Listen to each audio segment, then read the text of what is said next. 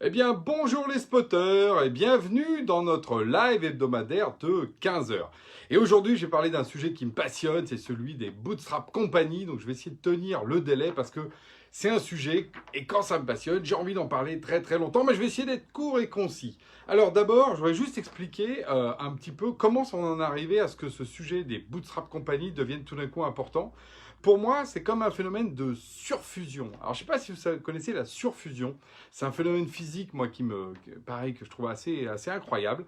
Quand vous abaissez la température de l'eau et que vous bougez rien, mais rien, dans ce cas-là, l'eau reste liquide. Et il suffit de tac, de faire un petit geste et d'un coup, tlouc, tout devient glacé d'un coup. C'est ce qu'on appelle la surfusion. C'est un phénomène physique assez étonnant. Et c'est ce qui s'est passé pour moi dans le domaine des startups. Pourquoi? Parce qu'à un moment donné, moi j'ai eu un coup de fil un jour de Mathieu qui m'a appelé de Ignition Programme, qui m'appelle et qui me dit oui, voilà, je suis en train de réfléchir à lancer un club Bootstrap. Qu'est-ce que t'en penses? On a déjà quelques membres. Tu as été coopté, il y a quelqu'un qui dit que tu es vraiment dans l'esprit. Qu'est-ce que t'en penses? Et moi j'ai eu l'intuition à ce moment-là que c'était un truc important. Parce qu'en plus, à ce moment-là, dans ma vie d'entrepreneur, j'étais vraiment face à ça. C'est-à-dire que, en gros, les startups, on parle des licornes et tout ça. Mais en fait, il y a deux modèles vraiment non pas qui s'opposent, mais qui se complètent. C'est d'un côté le modèle alors des levées de fonds. On lève plein d'argent, 1 million, 3 millions, 100 millions, 500 millions. Là, on a pour Miracle et Content Square.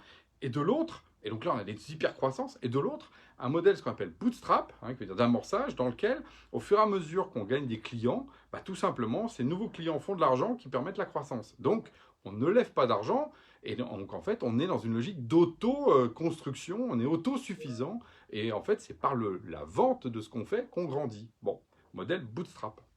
Et il se trouve que ces deux modèles sont un peu antinomiques sous plein d'angles, même si encore une fois ils sont complémentaires sur un marché, parce que toutes les boîtes ne deviennent pas des licornes ou des grandes...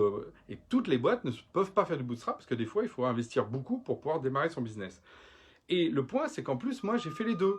Dans ma première boîte, Harissem, j'avais levé des fonds, après avoir été bootstrap, levé de fonds. Et là, sur Genspot, on est full bootstrap, totalement assumé. Et que je sentais que la voix des bootstraps n'était pas assez présente. Et donc là, quand Mathieu m'appelle, à ce moment-là, très clairement, en même temps, il se trouve que moi, j'étais en contact avec un Américain qui s'appelle Nathan Lacta, qui a travaillé sur justement les bootstrap companies dans le monde SaaS, donc dans le monde des boîtes justement du logiciel. Et qu'est-ce qu'il a démontré? Que c'était des boîtes qui avaient une plus forte taux de croissance en moyenne, qui avaient des meilleurs exits et donc des ventes plus fortes, qui avaient aussi un bonheur à l'intérieur de l'entreprise plus important. Et donc l'américain, tout de suite, hey, big money. Et donc oui, on voit les grands arbres qui lèvent énormément d'argent et qui sont des magnifiques réussites, on les connaît. Mais en fait, ces grands arbres cachent la forêt de toutes ces boîtes qui, elles, par contre, sont en bootstrap et ont vraiment des résultats. Donc, à ce moment-là, j'ai dit à Mathieu, écoute, ça me plaît bien ton truc, je veux rejoindre le club, je veux en faire partie. Et là, effectivement, j'ai rejoint, alors justement, des gens que je connaissais, d'autres moins, qui sont, alors certains de la nouvelle génération, d'autres un peu plus anciens, qui ont déjà fait un peu leur preuve dans le business, mais en particulier des jeunes qui sont des vrais fusées et qui ont des croissances de dingue. Je vais en citer, hein. Par exemple, il y a Thibaut de partout, qui est en train d'exploser. Il y a Guillaume, évidemment, de l'Emlist, alors lui, il explose tout ça. On a des gens comme Simple et Beau Alexandre aussi, qui a pareil une croissance de dingue. Après, je vais citer évidemment nos amis alors plus anciens de Sociable avec Jean-Louis Bénard, qui effectivement est de plus en plus prosélyte sur ces questions du bootstrap. Alors Clémence de Nutshell qui fait même des cabanes dans les arbres. Caro d'Ignition, qui nous a réunis, Mathieu et Caro qui sont du programme Ignition, et Gilles par exemple, voilà, je parlais des plus anciens, parce que je l'ai connu même dans ma vie précédente d'éditeur, qui a aujourd'hui Lucas, mais qui est une magnifique pépite, mais en full bootstrap. Et ils sont beaucoup plus nombreux, je suis désolé ceux que j'oublie, mais je ne pouvais pas citer tout le monde. Et donc, l'idée, c'est dans ce club, de créer le partage, justement. Et il a été annoncé, parce qu'en fait, on a déjà fait pas mal de sessions de partage, des dîners. On a fait un séminaire cet été qui était hyper intéressant. Et là, on communique sur LinkedIn pour, voilà, ça apparaît, ça arrive, ça grandit. Et surtout, c'est le moment, justement, de dire qu'il y a une voie alternative complémentaire aux grandes levées de fonds. Voilà, ce modèle d'e-bootstrap. Et l'idée, c'est de transformer, en tout cas, le club a cette ambition, transformer la vision sur la valeur de réussite des entreprises. Et oui, la réussite, c'est pas seulement faire tout d'un coup des grosses levées et se revendre très cher, point, c'est tout.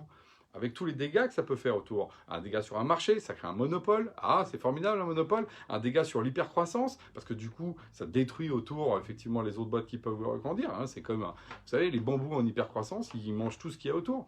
Le dégât en interne, on parle beaucoup comme par hasard de RSE et de bonheur au travail, parce que peut-être les startups ont besoin de compenser une pression. 300% de croissance, c'est super dur à gérer. C'est comme quand on a une fusée, on se prend des jets. Donc, c'est des belles histoires, les boîtes en hypercroissance qui lèvent des fonds, mais il y a aussi des histoires qui sont non moins magnifiques, parce que qui font 50, 100% de croissance, à l'abri justement un petit peu un peu moins du monde médiatique. Donc c'est ça aussi qu'on veut dire, que la valeur des boîtes, elle n'est pas que dans les hyper levées de fonds, avec une logique évidemment plutôt sociétale et humaine. Voilà, remettre l'humain au cœur et la liberté.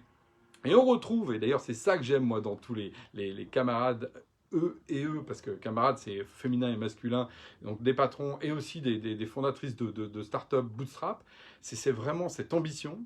Parce que bootstrap, ça ne veut pas dire qu'on n'est pas ambitieux. Je peux vous dire que là, dans ceux que j'ai cités, je pense que vous pouvez les voir sur LinkedIn, il y a des des grandes ambitions. Et d'un autre côté, par contre, c'est cette envie de liberté. Voilà. Que des fois, les levées de fonds ne donnent pas, parce qu'effectivement, on est dans ce cas-là tributaire d'un modèle qu'on a vendu à quelqu'un. D'une certaine manière, on a vendu son plan. Donc à partir de là, il faut le faire. Hein. C'est pas, voilà. Alors que quand on est en bootstrap, on est en permanence le capitaine de son bateau et on peut dire à tout moment, on change de port, on va là, on va là. Donc il y a un peu plus de liberté. Donc voilà, un beau modèle que moi je veux remettre en avant, le club qui se lance, et donc là justement je remettrai un peu les liens pour pouvoir, pour ceux qui se reconnaissent, là, les entrepreneurs qui se reconnaissent dans ce modèle-là, qui ont envie de suivre cette voie-là, bah, venez nous rejoindre parce que là il y a une force qui est en train de se construire, de partage et de volonté justement de grandir ensemble, en équilibrant justement toutes les formes d'entrepreneuriat, que ce soit bootstrap ou levée de fonds, et justement sans les opposer, mais en étant complémentaires. Je pense qu'on a besoin de ça, et donc d'entendre aussi la voix des bootstraps, et c'est ça que j'ai voulu faire aujourd'hui. Sur ce, je vous dis à la semaine prochaine dans le numérique.